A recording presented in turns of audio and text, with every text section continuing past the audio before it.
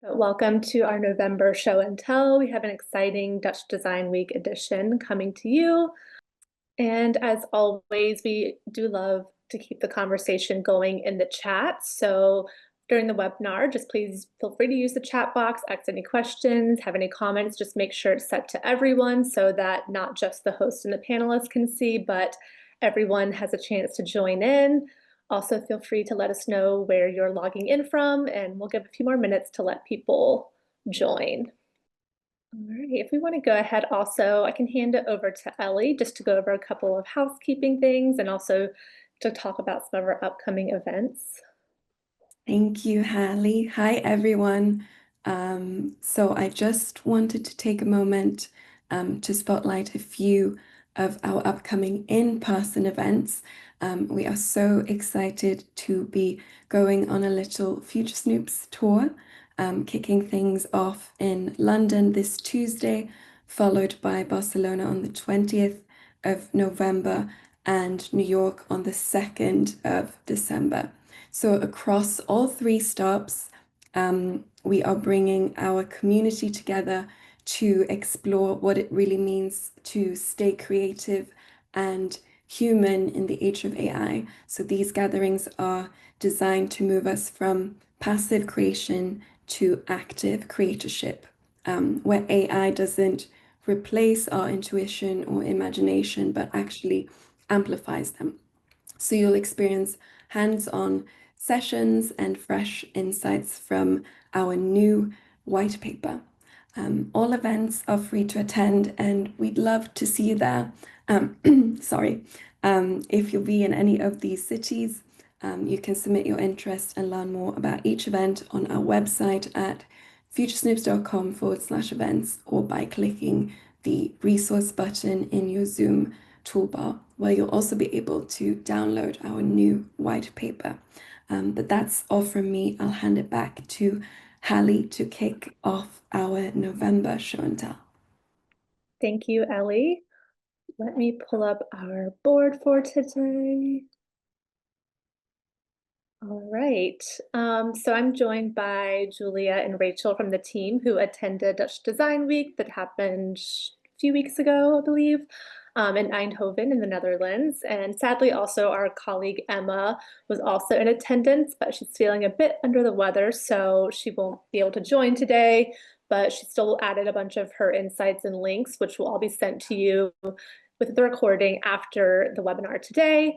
I'll let you both introduce yourselves, but also just starting off, not to put you on the spot, but can you just tell me what kind of the general or overarching feeling was or the mood was for the design festival, maybe compared to previous years or different shows that you've attended, but just to get a little bit of a temperature check before diving in. Okay, I could go first. Hi everyone, I'm Julia Sklirova and I'm Director of Materials here at FS. And to answer your question, Hallie, I feel like the first thing that I think of of this edition is the sort of quite a deep kind of dive into a whole kind of like world of feelings and emotions, and it felt a bit less focused on things like immersive experiences and things like that, which I know is been a big thing for a while.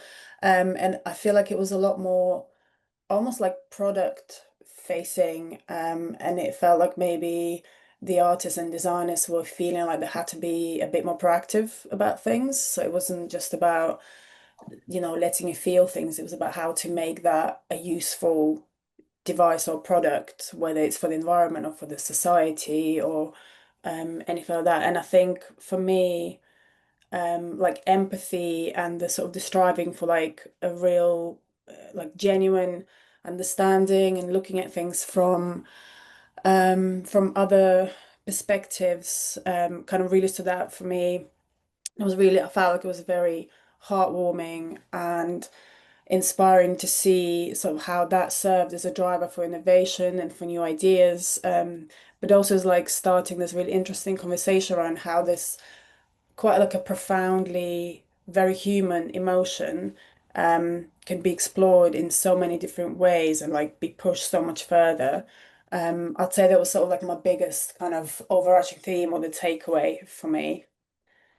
Super interesting. Do you have anything to add, Rachel, before we dive into our other themes? Yeah, for sure. So, hi everyone. I'm Rachel Gebner. I'm Director of Active and Outdoor at FS. And I guess I have a lot more to compare to because I've been going to this a little bit longer than you two on the call. But I think what's interesting about Dutch Design Week is that it really finds that balance between future forward conversations such as AI, but it also keeps it really grounded. So it dives a lot into craftsmanship and human touch, but then it also is centered in Eindhoven, which is a tech capital for a lot of the universities there. So really finding that balance, I think, is quite important. And I think that that's really is quite interesting for Dutch Design Week in particular. This was also my first time joining Julia and Emma, and coming from a sustainability and material standpoint, it was also quite interesting for me to sort of follow behind them in a little bit and see your perspective of it, because the show is so focused on those two areas. So coming from your perspective, I think it was quite interesting to see any of your takeaways or even some of the questions you were asking the designers, Julia. I also was intrigued, so I wanted to hear the answers as well because I loved hearing your perspective. It's funny you say that because I almost saw this as an opportunity not to think about materials and be like, have a bit of a break and step back and just kind of think about the bigger picture. Because like I think for materials, it's very easy to just like narrow in on something and just get down into this rabbit hole. Um, so yeah, I really enjoyed thinking about like the bigger picture and like I said, like because the emotional side of the projects felt so strong. It was quite like it was really interesting to like get into that. But yeah. Yeah, I love both of those perspectives. We're going to say something, Rachel? Yeah, no, I'm quite curious because before you joined the call, we were speaking a bit about different design cities like London Design or Milan. And I'm wondering how Dutch Design Week really compares to all the different design weeks in particular. Like for me, I think this one is quite interesting because I think it dives a lot into questions about sustainability, but also again, like that tech. But I'm curious now as to how this kind of relates to the other design weeks that we've been seeing as well. Like Julie, I know you went to Mm. London Design Week as well. So if this one feels different in any way at all, I'd be interested to know. I don't want to say this, I preferred Dutch Design Week to London Design Week, but what I liked about the Dutch Design Week in comparison to the London Design Week, for example, is that the focus wasn't so much on like perfecting the product or the idea. There was a lot of like thought starters and it just felt a bit more like, I don't know, a bit more organic, a bit more on the ground. Whereas I think London Design Week was great for like more finished products. And I think that it was easier to kind of like link aesthetics throughout the design week, whereas I felt like at Dutch Design Week it was a lot more about the sort of like the thinking. And I'm not saying people weren't thinking for the London Design Week, but I don't know, it just had like if I found it easier to focus on like the bigger picture and the conversations starter aspect of it, whereas the London Design Week is very easy to sort of start collecting like sort of aesthetic messages and things like that.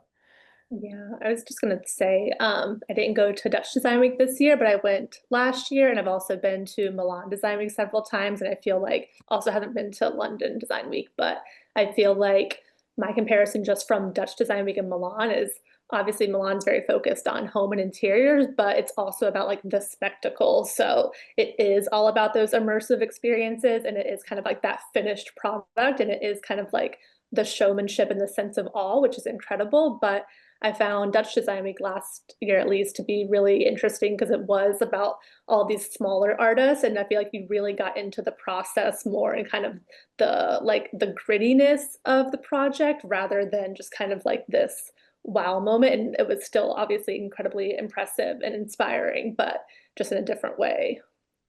I agree with you on them. I feel like when I think of Milan Design Week, I just think of luxury Yeah. and Yeah. that side of things and like the spectacle, as you say. Yeah, I agree. Yeah. I think you So both nailed Dutch creativity. Exactly. But no, it's interesting to hear the comparison. And yeah, I really love Dutch Design Week, so I'm really happy to have a lot of the colleagues here to experience it as well. yeah. It was So fun. With that, I think we'll get into kind of the way that you guys have divided up your findings is through themes. So we'll just kind of walk through each of them, speaking about some of the most inspiring or interesting projects that you saw, and we can kind of go from there. And I will kick it off with empathy because you did mention that before about this idea of it being really feelings based. So I'm curious to see what kind of projects emerged from that. Julia, if you And want this is just such a small offering as well. Like Dutch Design Week is massive. So we have our reports. I think one is live and one on the way as well. But this is just, yeah, a little preview. Yes, for sure. Yeah, it was quite difficult to pick just a few because I feel like I said, empathy ran it, like there was like a clear direction of like empathy based projects, but then they kind of like also seeped into other areas as well. Sort of like almost like a supporting driver for ideas. So yeah, there was a lot of projects, and I feel like I tried to sort of highlight just a few that would capture the breadth of how the sort of the topic was explored. So the first one is it's called the Merlet, a struggling creature, and it's basically this like large worm-like kind of industrial tube object that wriggles and kind of moves and makes sounds when it reacts to touch. And when it moves, it's got these like really weird and unpredictable movements, and I think they were meant to sort of trigger like a quite a wide range of emotions, from kind of feeling a bit weird and uncomfortable around it, and awkward, and then all the way through to sort of like feeling empathy towards this object. And it was kind of developed to raise questions about kind of the sort of the boundaries between the humans and the machines, and how product design can kind of foster this emotional connection between the consumer and the product, so beyond the product's functionality, which I thought was quite sort of almost a pragmatic kind of take on it. And then for the next project is a compass by a company called Ormans, and it was designed for people with dementia, and it was just for them to be able to find their way home, sort of from wherever they may be. And you can just basically set the pointer on the dial to the owner's home or whatever the place that they should be. And I liked it was very simple. It was intuitive to use, and they found that people with dementia, when they were testing it, found it quite easy. They understood how to use it, which was sort of the most important thing. And I think it was nominated for the National Care Innovation Award, which I thought was great. But I think, it touched on a really important subject of caring for the aging population and sort of being quite proactively empathetic towards their needs, and to, like to empower them with a sense of sort of freedom and autonomy as well for sort of as long as possible. And then what else? And then there's the Echo project. And there were quite a lot of really interesting projects kind of that focused on kind of a neurodivergent person's perspectives, and they invited people to like really physically experience the intensity of conditions like ADHD and so on. And with this project, it's basically like a wearable tech device that would be used to sort of like translate bodily signals like sort of body temperature and heart rate, like blood pressure and something like that. And it would sort of translate into these visual, acoustic, and haptic signals. So it would like move and change shape. And the idea is to basically like communicate the wearer's inner state, but not in a non-verbal manner. So it could potentially serve people with like a wider range of physical and neurodivergent sort of abilities. But it could also sort of alert others of like distress or like a critical condition or situation. So I think like, it does foster empathy, but it also kind of brings up this idea of like enhancing social responsibility within the community, which I thought was really interesting. And then I really wanted to mention that for the last one, I've picked it's called Exotic Species Project, by a Korean designer. And I liked it because it kind of imagines a future where like sort of extinct species can come back as in like in a robotic life form. And these are also designed as sort of as devices that we could wear. And they're sort of designed to sort of expand the human understanding and sort of perception of new ways of kind of relating to and sort of sensing unfamiliar beings, and particularly I thought when they're like not made in our image, which I thought was good. So yeah, it was really interesting to see empathy sort of explored beyond like the human world, and maybe sort of how it could support the sort of multi-species coexistence that, you know, might be happening in the future and stuff. So yeah, that's Super. kind of my top four, so to speak. Yeah, I love it. And then I know that the next one, the interspecies living, this was a lot of insight from Emma, but I think you also had a project that kind of, I feel like, relates to the idea of those extinct species coming back to life in a different form. Yeah, it's like I mentioned earlier, the sort of the empathy narrative that kind of runs into another theme quite seamlessly. And then yeah, so the interspecies living, it was very much sort of about the acknowledgement and appreciation and respect from the human perspectives. Particularly, there was a lot of interesting stuff focused on some animals and plants, but I felt like the animal projects came through really strongly for me. And one of the projects that really stood out for me and Em as well, I know she'll speak to a few, but the one I'll speak to is the Lullaby for Depressed River Mussels. Um, and it was like an interactive sound installation that aimed to sort of bring awareness to the endangered river mussels. And I didn't know this, but these mussels are greatly affected by the sort of the human noise, particularly like the transport, you know, like ferries and motor vehicles in the water. And apparently sort of the low frequency of this noise can cause them distress. So this project, they've basically combined recording of like fairy noise and crushed mussel shells, and put it together with like a folk song, like a lullaby. And they're sort of meant to be played through waterproof speakers. And then the visitors can engage with the sound from the perspective of the mussels with the headphones, to sort of help us connect, you know, more deeply with the impact of like what of our actions on the natural world around us, which I thought was quite important. And then there was, I know that one of Emma's favorite is the one called Apple, Dog and Human, and it just explored the sort of the concept of human animalism, which is a practice that merges kind of the human and sort of animal worlds and perspectives. And in this piece, they basically created versions of humans and animals and sort of vegetables and apples, fruit, whatever, of the same scale, the same size, the same material and color, and it's sort of to underline the fact that we're all kind of, you know, we should coexist without any hierarchy, and that we're all equally important, sort of thing. Yeah, I love these examples. And I love how the empathy extends from not just our like human empathy and empathy with ourselves and our community, but also with our other living beings. Yeah.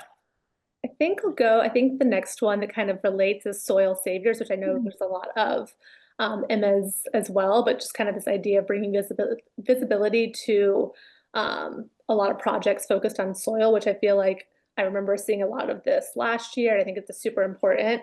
We can kind of like skip over it and we will have all the links for everyone attending if you want to dive in more into that. But then maybe I think the depressed muscles goes well into romanticizing trauma. Now I'm like really sad about muscles and thinking about how it probably is so overstimulating for them to kind of be so tiny and deal with all of these noises. I know. It was, yeah, it was very, it's sort of like, you know, alarming but sweet at the same time. Yeah. So yeah, the romanticizing trauma, I really picked up on this sort of like thread of loss and trauma and grief, and like anger that was portrayed in quite like an idealized, romantic, sort of sentimental way, which really fascinated me. Like I do always like that sort of like I always lean towards that sort of stuff naturally. And it's sort of like it does link to Emma's like topic on soil actually, because one of the projects that I've put in is called the Reclaimed Soils project. And it sort of discusses soil kind of holding the memory of human impact from all the way from like, you know, happy childhood memories down to like the heartbreakers of destruction like war, but also things like heavy metal contamination and stuff like that. And the whole idea is basically to kind of transform this polluted and like war-scarred soil into these sort of bricks that kind of both stabilize and purify the earth. And she uses these calcite microbes, as a really long name for them, I won't pronounce it, and bacteria to sort of like bind the heavy metals like the lead and the zinc together. And the whole thing was like sort of quite a poetic way of drawing parallels between soil and sort of emotional regeneration for the future. And then one of my favorite ones, well, actually there were a few, but the one that's called My Grandmother is a Rose was a really beautiful. It was by this Dutch visual artist Leni Warstrop, and her grandmother's grave basically had a rose bush that fed on the, you know, like on the organic matter of the soil for over 20 years. So then when her grave was moved, the artist took the bush and used she worked with a photographer and took images of the sort of like microscopic elements of the rose's roots and the petals and the like the leaves and stuff, and intertwined them sort of with the memory of her grandmother, because she kind of felt like that bush was organically her grandmother. So I thought that was like a really beautiful way to sort of immortalize somebody that's close to you who's gone. And then the other project in here is The Anatomy of Heartbreaks by an artist called David Mora. And it was this really beautiful installation of like ceramic pieces. And then there was this kind of almost like an atlas of emotion cards, which was sort of designed to help kind of confront and navigate difficult, painful emotions like grief and loss and heartbreak and like sadness, like a wide, super wide range of emotions. And I think it was like a comment on sort of the culture and complexities around dealing with emotions and sort of showing emotions and expressing them in front of other people. Because, you know, quite often it's customary to kind of hide it or dismiss it, or, you know, sort of keep it under wraps, and keep it all sort of like private. And here he's just basically sort of displaying the whole range for people to see. And then it was it was like an interactive installation where people could pick a card that they sort of like related to or resonated to them, and they would make a ceramic piece based on that emotion. So yeah, it was like a really sensitive way to kind of remind people as well that when, you know, when we are going through these difficult emotions, that we're not alone, and it's okay to sort of be honest about them and be open about them as well. And it was interesting because the ceramics as a medium, and this is going back to your question, Rachel, the ceramics was a big thing, and quite a lot of it was to do with kind of using it as the subject matter, where they use ceramics as a sort of as a mediator between the presence and like the absence of somebody or something. And it kind of like, it was an interesting way to give shape to like these voids that people were kind of sort of talking about. Very cool. Yeah, so I think that also leads really nicely to this next theme of invisible and visible, because it is kind of like taking these pretty abstract concepts, whether it is emotions or these other kind of elements that we can't quite actually touch, and using that as design inspiration. I also love this name. We've been talking about this concept a lot internally. We definitely featured it as a way to kind of, yeah, like imagine something that doesn't exist in our most recent design aesthetic called Stimulus. And the name also comes from an installation that I actually saw at Milan Design Week, which was done by Google and the artist Lachlan Turchkin, where he like used light as a way to like interact with the air and the body. But I feel like there was so many cool projects here that I'm excited to hear about. So I'll kick it over to you, Rachel. Thank you. And I sorry we didn't plan this, but mine also has to do with ceramics on here as well, and I have another one with ceramics, so that was a common theme, I You think, here can't go as wrong with well. ceramics. You really can't. You really can't. The one that I'm going to speak to, because I think a lot of these are Emma's, which we have the links to pass at the end, but exactly right there. This project was done by a local Rotterdam studio, in the city I live, called Meaningful Matter. And this collection in particular was called Fragments of Wonder. And I loved it not just because the pieces were really beautiful, but also what it represents. And I put it under this theme, the invisible invisible, because of that ethos. So their idea is really built around using old ceramic shards, so broken plates, mugs, and tiles that we would normally be throwing them away. The collection, they collect these locally and then transform them into these high quality porcelain pieces. And also most of the ceramics that we use in Europe are made in Asia, mostly China, in this mass production system that's efficient but quite damaging. So the mining depletes landscapes, the working conditions are a bit poor, and once the site is exhausted, the production therefore then moves on.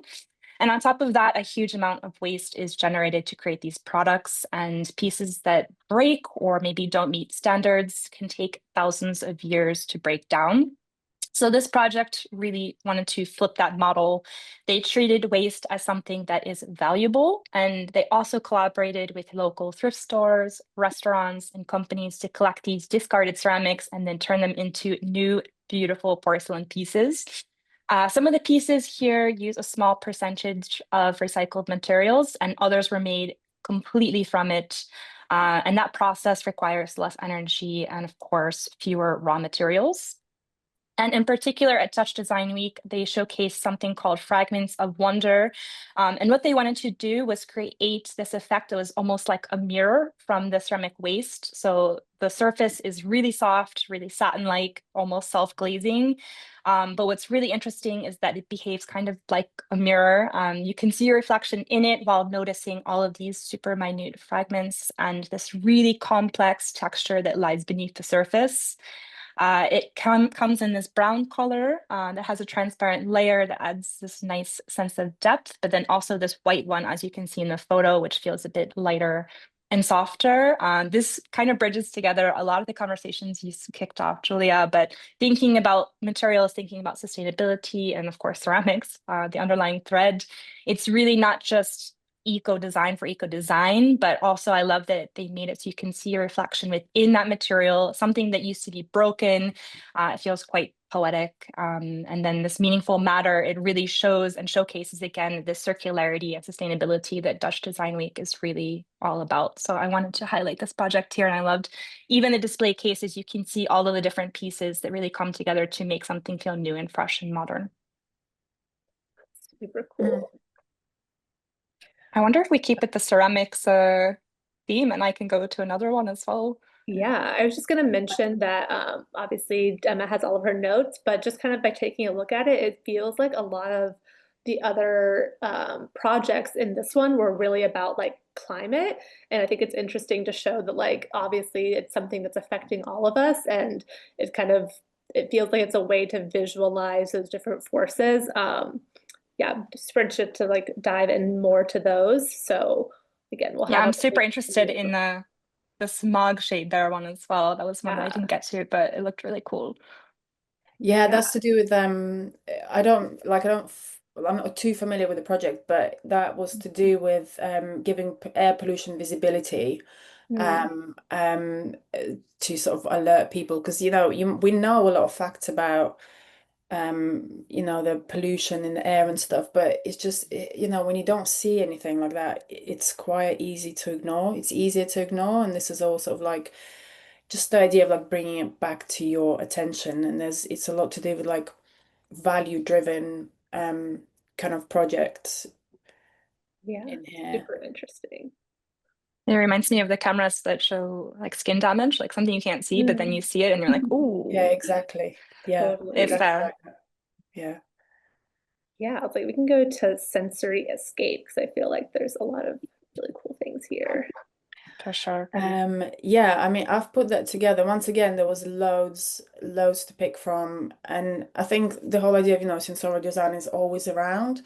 But this time there was like a really clear connection between these sort of the projects, in that they were addressing sort of the need to calm the nervous system, help you sort of like quieten the noise around you, and sort of block out overstimulation and anxiety. Because, you know, we've talked about it internally quite a bit, haven't we? It's just everybody's feeling anxiety over something at the moment, and it's, you know, the multi-crisis globally is probably contributing to these projects coming out. But I'd say my favorite project in this, I'll start with my favorite, is the Comfort Kit by Hee-Won Wang.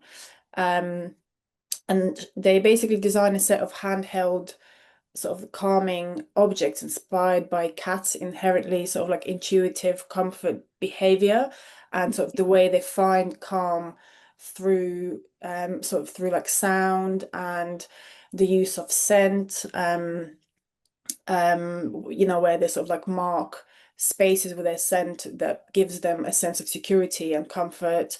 And then the whole idea of like repetitive sort of like soothing gestures that they do to calm themselves down. And I really like the idea of sort of learning and borrowing sort of like calming habits from animals who are sort of much more in tune with their sort of senses and intuition.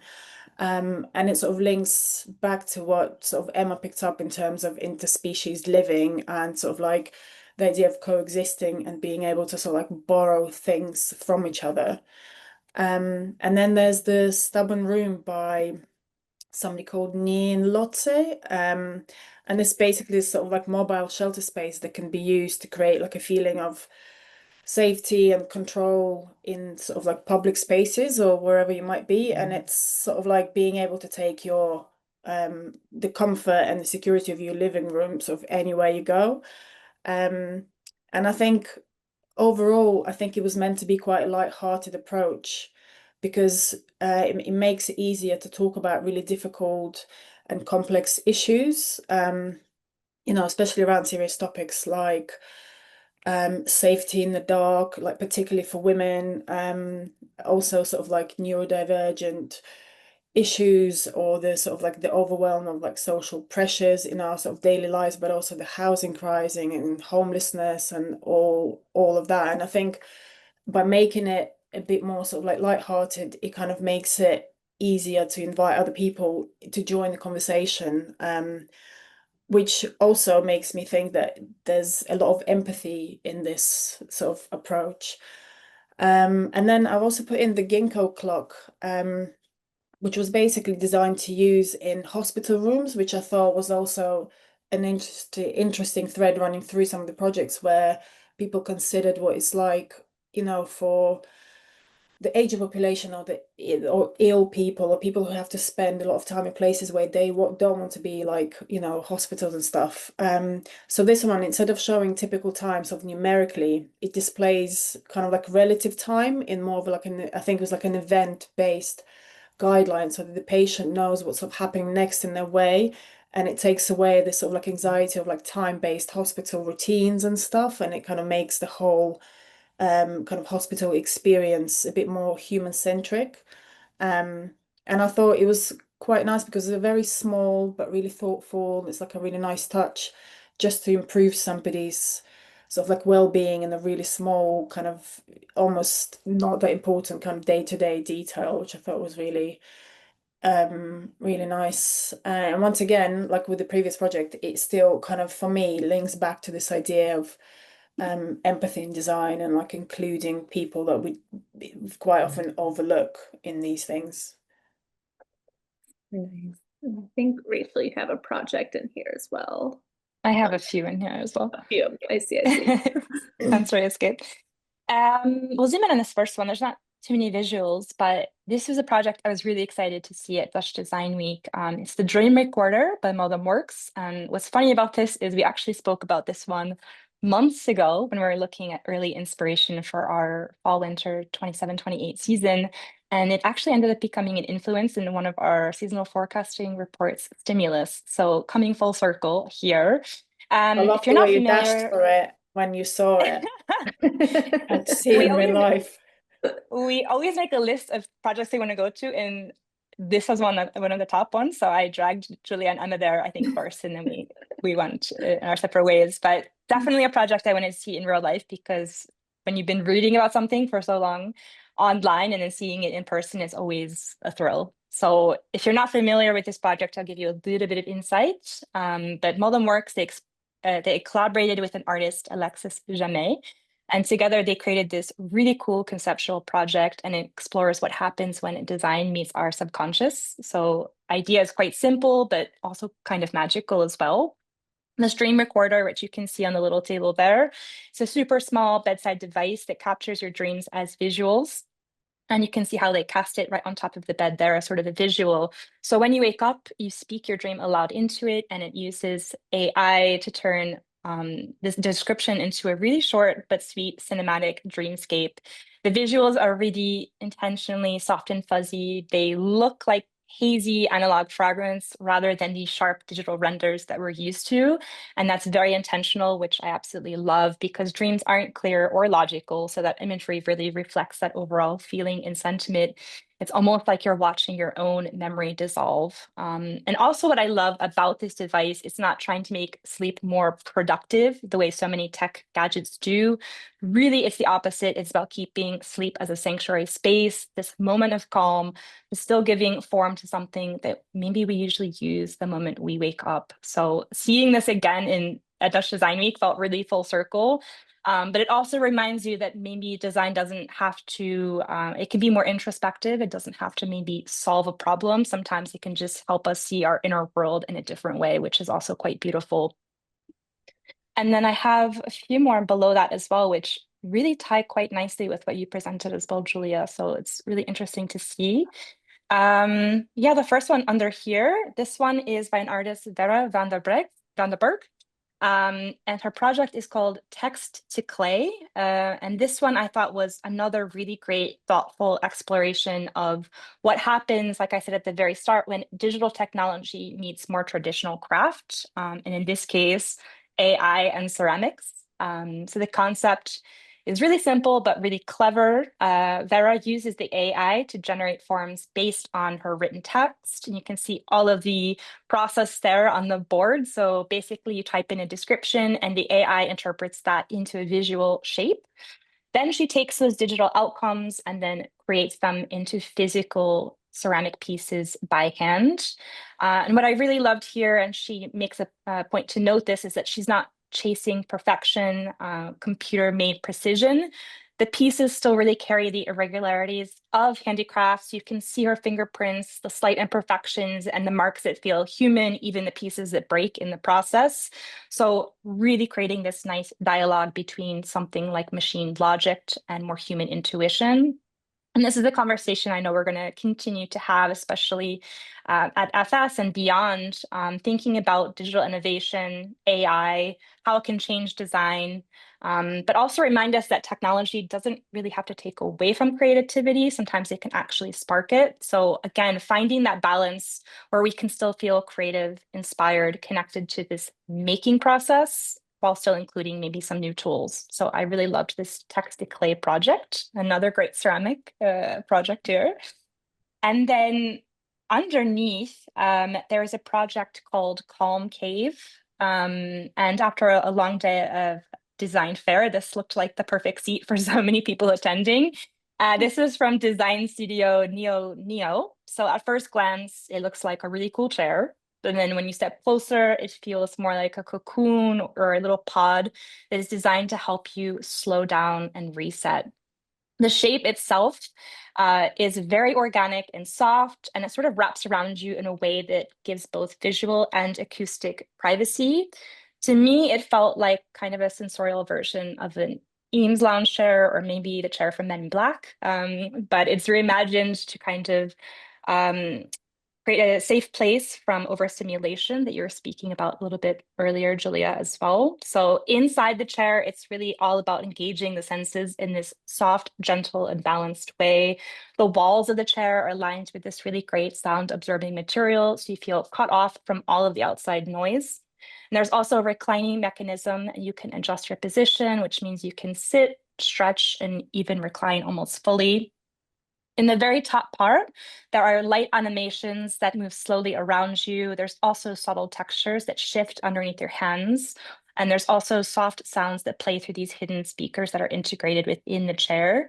So really, it's about a chair that helps you tune back into your body and regulate your emotions through sensory experience. What I really liked about this chair also was that it uses slow tech. So thinking about technology that supports presence rather than being a distraction. So you have the control of the light, the sound, even how long you want to sit inside. And when the time's up, you can go and enjoy the outside world through the soft light and movement that nudges you back a little bit into reality. And quite similar to the Ginkgo clock that you were speaking about, Julia, this idea came out of research around hospital settings. So understanding how spaces and then the furniture inside can really help people decompress in these high stress environments. And the insight of the Calm Cave that came from the research of the studio, they realized that it's more than just a piece of furniture, but really it's about these pieces that act as a tool for emotional regulation and also self-guided therapy space as well. For me, I didn't get to try out the chair. There was quite a long line, but I liked thinking about how we can include pieces like this in schools and offices, airports, maybe even at home, any place where we really feel a bit overstimulated. So thinking about furniture, not just as something that we can sit on, but also something that we can use as a response to stress and help us find a piece of calm. So I love how that ties in with what you were speaking about as well, Julia. I'm sure there'll be a lot of people waiting for that to come on the market in some shape or form. For sure, for Have sure. them in the office. Yeah. And When actually, you we were can talking- speak. Yeah, go for it. So I was just going to say that when you were talking about the dream recorder, it reminded me that I actually came across a project that was like a plant dream recorder, which is basically a very, very similar concept where the artist or the designer created this sort of like technical device that picked up on like electrical kind of going-ons in the plant, and then it connected it to this like AI image generator, and it had like a screen next to the plant. It would kind of like bring out quite interestingly similar sort of imagery. It was a bit hazy, a bit like sort of like retro, like old computer, sort of slightly like pixelated, loads of images of like fields of flowers, like wild gardens and stuff. It was yeah, that was interesting. Oh my God, I need to see this immediately. Please send me the link. This is I'll really send you cool. the link. Yeah. I've seen, how plants and mushrooms and things like that can create music, but kind of seeing a deeper, I don't know, insight and Yeah. just looking at things a bit differently. Like when you started talking about it, I could see me and Hallie immediately were piqued with interest.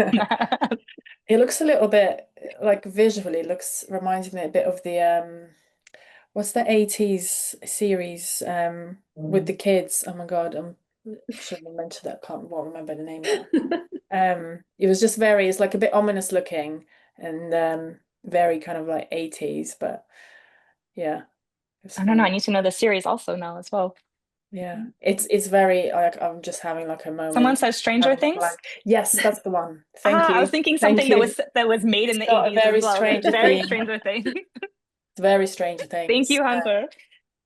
But yeah, it was once again, it was all about like thinking about, maybe, plants dream. I know there's been loads of studies about like reading into like trees and how they sort of like communicate with each other and stuff. And it's once again about like considering other perspectives, other beings, which was just like such a key theme for me. Yeah. I think even for they sell tree drawings where they attach, I think, like charcoal or something to the leaves, and then with the wind moving it creates these pieces as well. So yeah, I love all this. It's definitely making me think deeper, but I'm still not over the mussels conversation. Yeah, just looking at time, we have one more theme to cover, but you also have another one here. Do you want to skip to the last theme, Rachel, to talk about, or do you want to cover this example? Up to you. No, I could be in this theme all day, so we can go. Yes. And again, we'll have the links to everything, so we can go up here. You want to pick a project or two to wrap up? Ooh, you know what? I'll pick the one on the very top, the butter yellow one, because when I was at the show, I sent you photos of this You live did. because it's a very highly color. But Yeah, I really love this one as well. This was from a studio, EPHE. And what they've done is super cool. They've taken these quote unquote old and vintage IKEA pieces like DVD and CD shelving, and they've rethought them to make them feel really modern, really fresh for today. They've given the objects a complete second life instead of maybe letting them sit in storage or sit on eBay or get thrown away. But here it's really all about renewing through reinvention. Usually when something is old, again, we just discard it, it's on the street. I love that they're taking this little piece of history, like they even have a cutout or an example from an old IKEA catalog. And they're turning that into part of the story. We've definitely seen a lot of revival when it comes to vintage from the activewear perspective. Definitely like an uptick in vintage marathon gear is like the hottest item right now. So I love seeing this kind of come through in furniture. And it's great. I mean, you can see the wear, you can see the marks, the little signs that it's been used. Definitely feels one of one, and it doesn't feel broken or outdated. It feels really intentional, really thoughtful, and even stylish. And when I was at the show and I was speaking about it with Julia, she had a funny remark because one of your kids, I think, is really interested now in collecting actual media, right? So maybe you would actually use the CD and the DVD shelving My for son its would, yeah. proper use. Yeah. I'm He'd be all So right. also seeing that come back. I'm trying to start my movie collection, like my physical movie collection, and I feel like this is the exact shelf that I would have in my home. Exact color too. It's a very highly color. So I think it's all quite perfect. But yeah, really interesting to kind of see the CD and DVD kind of come back. And I was reading an article yesterday or today, and a mother was like, "Oh, now I have to buy it twice for the streaming service, but also the physical copy." But there is nothing quite like opening a DVD or CD, I think. I agree. Super cool. Like, well, there's so much goodness, also so much more that wasn't even mentioned today, but if you're a client, definitely be on the lookout for these reports. And thank you so much, both Rachel and Julia, for walking us through all of your findings. It was super, super interesting. I feel like, as you mentioned at the top, I think Dutch Design Week is a super conceptual show that allows you to think further about things. And I like that it's either hyper specific or extremely conceptual. And I think that that kind of like range allows you, again, to interpret it for however you could actually use those products or the concepts. But yeah, so much to think about, so inspired already, but really appreciate you both. Thank you. And thank you everyone for joining. Thanks for driving, Hallie. This was fun. Thanks. Thanks both. See you all.